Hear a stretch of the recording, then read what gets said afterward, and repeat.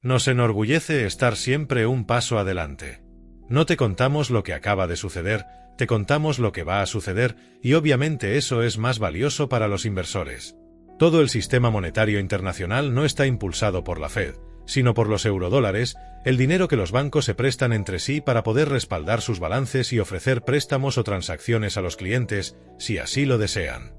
La principal transacción, el gorila de 1.800 libras por así decirlo, es aproximadamente $1 cuatrillón en derivados, opciones, futuros, swaps, swaptions, podría seguir indefinidamente. Para aquellos que no estén familiarizados con el término, $1 cuatrillón es 1.000 billones.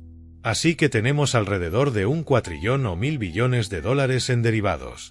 Todo esto, o casi todo, debe estar respaldado por colateral.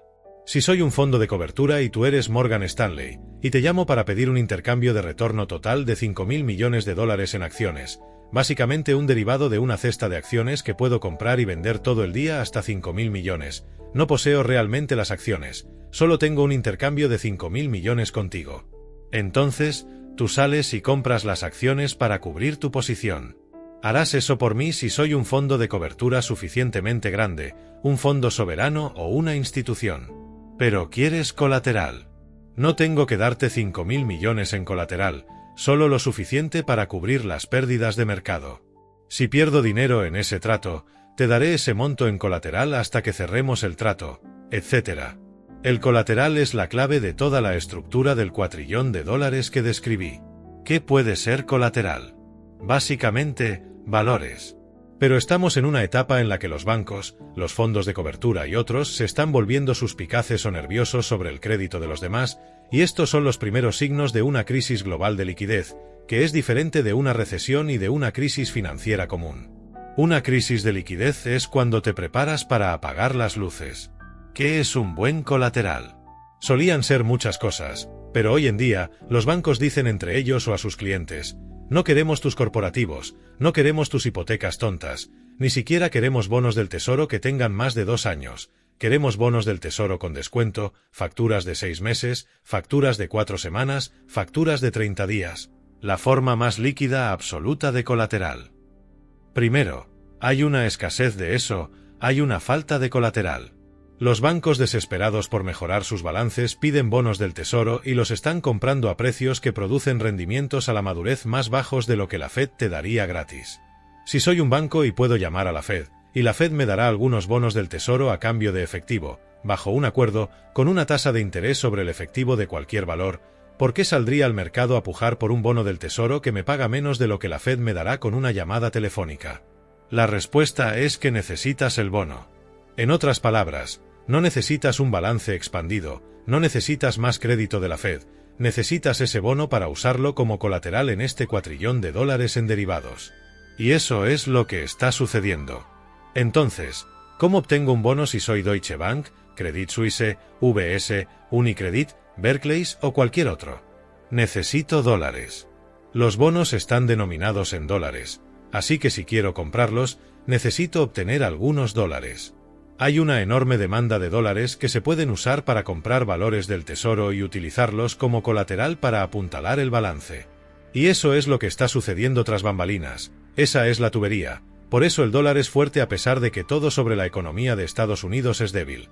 Recesión, depresión a largo plazo, déficits comerciales, disfunción política, guerra civil en el borde, todo es malo. Pero si soy Deutsche Bank, necesito esos dólares para comprar bonos del tesoro y apuntalar mi balance. El dólar está divorciado de los fundamentos que generalmente respaldan una moneda, completamente divorciado.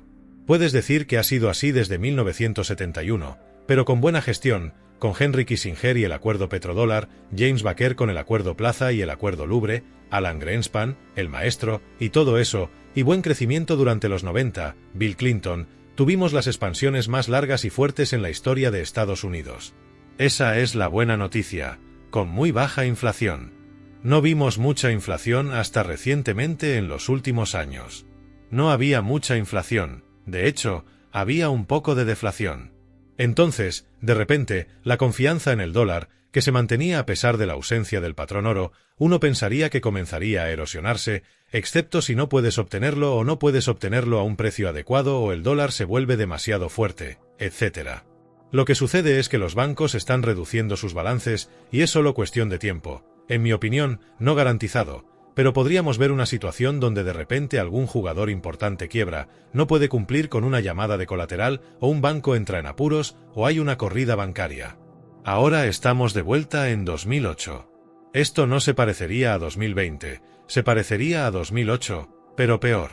Escasez de energía debido a la política energética de Biden, estantes vacíos, interrupciones en la cadena de suministro, cuellos de botella en el puerto de Los Ángeles, no hay suficientes conductores de camiones, precios de combustible más altos, todo llega en camión al final del día, puede llegar en barco o tren, pero en algún punto de la cadena de transporte hay un camión, y funcionan con diésel. Cuando el precio del diésel sube, el precio de todo lo que está en el camión sube porque hay que sumar el costo de entrega al precio final. Eso es lo que está sucediendo desde el lado de la oferta. Desde el lado de la demanda, la inflación, lo que se llama inflación por demanda, es principalmente psicológica.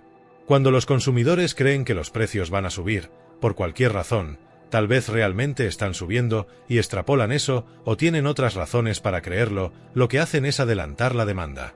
Viví esto en los 70, esto era lo que estaba pasando en los años 70. Quieres comprar un refrigerador, un coche, un traje nuevo, ropa, cualquier cosa, y piensas, mejor lo compro ahora, justo ahora, porque si espero 3 meses o 6 meses será mucho más caro. Así que lo haces, pero lo que estás haciendo es adelantar toda esa demanda, y eso se alimenta a sí mismo. Los precios suben porque hay más demanda, posiblemente combinada con choques de oferta, y cuando los precios suben, valida la narrativa, es como, ¿ves? Te dije que los precios suben, mejor compro más, y se alimenta a sí mismo. Son cosas muy diferentes. La Fed no puede hacer nada con la inflación del lado de la oferta si eso es lo que es, precios más altos. Sí, es inflación como la medimos, pero ¿es inflación real o es solo un problema logístico? La Fed no puede hacer nada al respecto. La Fed no perfora para obtener petróleo, no conducen camiones, no pilotan barcos, no pueden hacer nada al respecto. Pueden hacer algo con el lado de la demanda, que es destruir la demanda. Entonces, ahora estamos en una situación en la que, por cierto, aún no hemos llegado a la inflación por demanda. En los 70, también comenzó en el lado de la oferta con el embargo petrolero árabe en 1973, luego hubo un segundo embargo en 1979 por parte de los iraníes, esos choques de oferta pasaron al lado de la demanda y luego tuvieron vida propia. Aún no estamos en ese punto. Estamos peligrosamente cerca. Definitivamente lo tenemos del lado de la oferta, pero aún no ha afectado el lado del consumidor. De hecho, los consumidores están recortando sus gastos. Dicen que la cura para los precios más altos del petróleo son los precios más altos del petróleo. En otras palabras, si el precio sube, la gente conducirá menos, o si pierdes tu trabajo, tal vez no conduzcas en absoluto. Otra forma en que los precios bajan es que los precios altos destruyen la demanda por sí mismos, y eso está sucediendo. Hemos visto que la inflación ha bajado un poco. Sé que fue más alta de lo que muchos esperaban al principio y a mediados del año pasado, pero está empezando a bajar un poco ahora mismo. El lado de la demanda aún no ha aprendido, pero hay algo más que la Fed puede hacer. Pueden destruir la demanda. ¿Cómo lo hacen? Elevando las tasas de interés. ¿Qué pasa? Las tasas de las tarjetas de crédito suben, las tasas hipotecarias suben, las compras de viviendas nuevas disminuyen, las tasas de financiamiento y arrendamiento de autos suben, la gente deja de comprar autos nuevos, etc. Si haces eso lo suficiente, puedes destruir la demanda, pero a un costo muy alto, porque ¿qué estás haciendo? Estás poniendo la economía en recesión. Entonces, ¿puede la Fed lidiar con la inflación del lado de la oferta? La respuesta es sí. Destruyendo la demanda y poniendo la economía en una recesión realmente severa. Buen trabajo, Fed, entre la espada y la pared.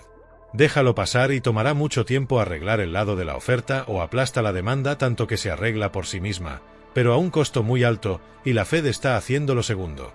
Es un instrumento muy imperfecto y burdo, pero están destruyendo la demanda. Ahora, aquí está la cuestión política. ¿Sabe la Fed lo que está haciendo? La respuesta siempre es no. Nunca saben lo que están haciendo. Pretenden que sí, Dicen que sí, pero realmente no lo saben. ¿Entienden lo que acabo de decir? No realmente. ¿Qué van a hacer? Van a seguir subiendo las tasas porque tienen que aplastar la inflación. Jay Powell no quiere ser recordado como un nuevo Arthur Burns o William M. Chesney Martin. Quiere ser recordado como, si acaso, el nuevo Paul Volcker, y eso es lo que hizo Volcker. Dejemos de lado si realmente ese era el problema, pero eso fue lo que hizo. Powell va a seguir subiendo las tasas y pueden subirlas 75 puntos básicos, y dirás, espera un segundo, Jim, dijiste que estamos en una recesión y el desempleo comenzará a subir y hay destrucción de la demanda debido a las tasas de interés más altas. Eso puede resultar en disminuciones en los precios de la vivienda, la inflación puede enfriarse. ¿Por qué la Fed está subiendo las tasas en un contexto de debilidad? La respuesta es porque no lo entienden. Siempre son los últimos en saberlo y son muy políticos. No dejes que nadie te diga que la Fed no es política. Así que aquí tenemos la situación donde la inflación proviene del lado de la oferta, la Fed no puede hacer mucho al respecto, pueden destruir la demanda, pero eso nos llevará a una recesión. ¿Por qué están subiendo las tasas en lo que puede ser tanto una recesión venidera como una crisis de liquidez global de la que acabamos de hablar? La respuesta es que eso es una locura, no deberían hacerlo, pero es la Fed y probablemente lo harán. La diferencia entre una recesión y una depresión no se entiende bien. La recesión es muy numérica. Hay un árbitro, algo llamado la Oficina Nacional de Investigación Económica con sede en Cambridge, Massachusetts. Es un panel de, creo, 9 economistas de nivel PhD. Ellos deciden cuándo comenzó una recesión y cuándo terminó, y por lo tanto, cuándo comenzó la recuperación, etc. No son un organismo oficial, el gobierno generalmente sigue lo que dicen, pero incluso cuando lo llaman, es su opinión y la gente se guía por eso. Solo para aclarar, no es una agencia gubernamental la que toma estas decisiones. Su regla general es 2 trimestres consecutivos de disminución del PIB. Esa es la regla general. Ahora hay más en esto. Miran el desempleo, los ingresos, una serie de otros factores, pero basado en la regla general, ya estamos en una recesión. La pérdida no fue tan grande, pero sigue siendo una pérdida, sigue en números rojos. Así que hemos tenido 2 trimestres consecutivos de disminución del PIB a través de varias revisiones por parte del gobierno de los Estados Unidos. Basado en la regla general, estamos en una recesión ahora. Janet Yellen, que no sabe mucho sobre esto, y la Casa Blanca y otros están diciendo, bueno, no estamos en una recesión, están cambiando la definición o, si quiere ser un poco técnico, la Oficina Nacional de Investigación Económica no lo ha dicho, pero eso no es inusual. Lo normal es que la Oficina Nacional de Investigación Económica puede esperar 3 meses, 6 meses, a veces un año antes de llamar a las bolas y los estriques. Por cierto, no es inusual que la recesión haya terminado antes de que te digan que ha comenzado. No espero escuchar de la Oficina Nacional de Investigación Económica hasta finales de este año, tal vez principios del próximo año. Y, por cierto, sería interesante si esperaran hasta después de las elecciones, así que no subestimes los giros políticos en todo esto, definitivamente están ahí. Así que no estoy esperando por ellos, he visto los 2 trimestres consecutivos, creo que está empeorando. La Reserva Federal de Atlanta tiene un rastreador, está mostrando que está en territorio positivo, pero ha estado tendiendo a la baja desde alrededor del 2% al 1,9% al 1,6%, etc. Eso tampoco es inusual. Tienen un método estadístico muy interesante, les doy mucho crédito, pero lo que hacen, todos en Wall Street toman los datos del PIB, algunos de ellos semanales, mensuales, trimestrales, y tienes que obtener todos los datos antes de hacer una llamada final. Lo que hace Wall Street, toman los datos que tienen y extrapolan, dicen, bueno, basado en regresiones y correlaciones, creemos que terminará así, y generalmente están equivocados. La Fed de Atlanta hace algo diferente, toman los datos que tienen y en lugar de extrapolarlos, dicen, bueno, ¿y si esto es todo lo que tenemos? ¿Y si estos son todos los datos que tenemos? Sin adivinar las piezas no llenadas del rompecabezas, daremos una estimación basada en lo que sabemos. Eso es lo que hacen.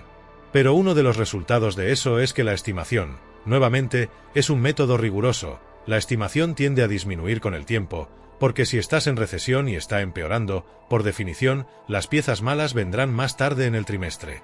Empezaron positivos y terminaron negativos. Veremos dónde termina. No tengo que llamar al tercer trimestre, pero no me sorprendería si estamos diciendo que la recesión continuó en el tercer trimestre, incluso cuando la Oficina Nacional de Investigación Económica no ha tomado una decisión. En mi opinión, estamos en una recesión, pero no hay, nuevamente, solo para ser claros, todos tenemos nuestras opiniones, no hay agencias gubernamentales que digan quién tiene razón o no. No hacen eso. La depresión es completamente diferente. La gente dice, bueno, si una recesión son 2 trimestres de disminución del PIB y una depresión es peor que una recesión, entonces una depresión debe ser 10 trimestres de disminución del PIB. Eso tampoco es cierto. Puedes tener crecimiento en una depresión, y lo tuvimos. La Gran Depresión, eventualmente fechada desde 1929 hasta 1940, fue una recesión técnica severa de 1929 a 1933, y luego otra recesión técnica de 1937 a 1938. De 1933 a 1936, la economía creció. Ahora, el problema era que estaba creciendo desde una base muy baja. En otras palabras, el desempleo en el primer mandato de la administración Roosevelt pasó del 22% al 12%, pero aún era 12%. Quiero decir, el 12% fue una mejora, pero nada para presumir. Así que el punto es que la depresión no significa un declive continuo del PIB. Significa crecimiento deprimido, crecimiento por debajo de la tendencia. Si tu potencial es del 3,5 o 4%, que probablemente es en Estados Unidos, no necesariamente más alto que eso, excepto por periodos cortos de tiempo. Si tu potencial es del 3,5 o 4% y estás creciendo al 2%, que por cierto, de 2009 a 2019, las tasas de crecimiento anual promedio fueron del 2,2%. Tuvimos 10 años de 2,2% y no mucha variación alrededor de eso. No hubo trimestres del 5%, hubo un trimestre ligeramente negativo, pero realmente se concentró alrededor de esa tendencia central. Pero si tu potencial es del 3,5 y tu realidad es del 2, entonces tienes crecimiento deprimido. Imagina dos curvas, una subiendo así y la otra subiendo así, esa brecha entre el potencial y la realidad es crecimiento deprimido. Es riqueza perdida, ahora vienen los trillones de dólares en riqueza perdida porque estamos en una depresión. Argumentaría que hemos estado en una depresión desde 2007. Los economistas no gustan de la palabra depresión porque no tiene una definición matemática rigurosa. Estamos en una recesión técnica en este momento, veremos si empeora. Mi expectativa es que sí. No hemos tenido una depresión desde la década de los 40 y no estamos en una recesión. Así que elige a tus expertos, pero la Casa Blanca y el gobierno no tienen un buen historial en esto.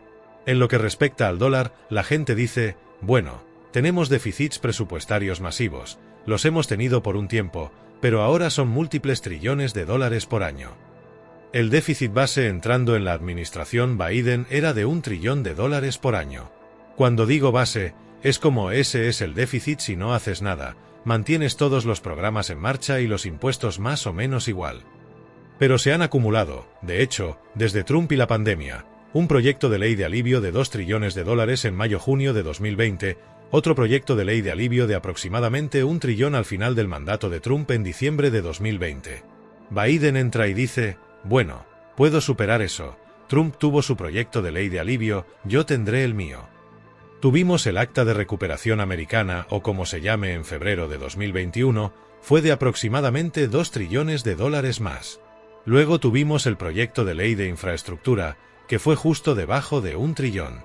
Ahora tenemos, dejaron de llamarlo reconstruir mejor, fue la peor campaña de marketing de la historia, pero la ley de reducción de la inflación, que en realidad aumentará la inflación, pero eso es aproximadamente otro $1 trillón. Acabamos de tener $300.000 millones en condonación de préstamos estudiantiles, suena a paz, amor y comprensión, excepto que los contribuyentes tienen que pagar eso. Cuando perdonas los préstamos estudiantiles, va al déficit presupuestario. La gente no entiende la contabilidad, pero así es como funciona. No tienes un déficit cuando haces el préstamo, se lleva en los libros como un activo. Pero si perdonas el préstamo, tienes que cancelarlo, y eso sí impacta en el déficit en ese momento. Estamos hablando de, en este punto, $5 o $6 trillones además del déficit base. La relación deuda-PIB de los Estados Unidos está alrededor del 130% y subiendo. ¿Quién más tiene una relación deuda-PIB del 130%? La respuesta es Líbano, Grecia e Italia. Esa es tu mesa de almuerzo. Este es el grupo de pares en el que Estados Unidos está, sin contar Japón. Japón está en un mundo propio, pero son mucho más altos. Los teóricos de la moderna teoría monetaria dicen, oye, mira a Japón, están al 300%, podríamos triplicar la deuda y todo estaría bien. Eso no es correcto, pero eso es lo que dicen, y el Congreso está actuando de esa manera. Con todos esos déficits presupuestarios, déficits comerciales, altas relaciones deuda-PIB, gastos fuera de control, etc., ¿por qué el dólar es fuerte? La gente dice, bueno, la gente debería estar saliendo del dólar, parece el fin del mundo. Bueno, no lo es, y aquí está el porqué. Hay una escasez de dólares en el mundo, y la gente dice, ¿cómo puede ser eso? La Fed imprimió 7 trillones de dólares en M0, en realidad más alto que eso, creo que llegó a 9 trillones, inundaron el mercado con dinero. La respuesta es sí y no. Sí, imprimieron más de 7 trillones de dólares en dinero base, llamado M0, ese dinero no fue a ninguna parte. ¿Cómo imprime dinero la Fed? Compran bonos a los de ALERS, a los grandes bancos, los llamados de ALERS primarios. Así que el escritorio de operaciones de mercado abierto en el Banco de la Reserva Federal de Nueva York llama a Goldman Sachs, le ofrece bonos a 10 años, Goldman dice, aquí hay un precio. Hecho. Goldman entrega los bonos a la Fed, y la Fed paga a Goldman, y ese dinero sale de la nada. Goldman toma el dinero y se lo da a la Fed como reservas excedentes, no va a la economía real, nadie lo pide prestado, nadie lo gasta, nadie lo presta. Todo lo que sucede es que en la Fed estás acumulando ambos lados del balance, estás acumulando el lado de los activos con valores del Tesoro de Estados Unidos, y estás acumulando el lado de los pasivos con depósitos de los de ALERS primarios en forma de reservas excedentes. Ese dinero no hace nada. Quiero decir, está impreso si quieres decir eso, pero no ha causado inflación. La inflación proviene, como discutimos antes, del lado de la oferta, el precio del petróleo, las interrupciones en la cadena de suministro, el trigo, la comida, la gasolina, etc. La inflación está entrando y es exacerbada por la política fiscal. Lo que acabo de describir sobre la impresión de dinero, esa es la política monetaria, pero la política fiscal, que son los 5 o 6 o probablemente 7 trillones de dólares en gasto deficitario, eso es dinero de helicóptero. Cuando el gobierno federal, el Congreso y el Tesoro distribuyen cheques, eso es dinero de helicóptero.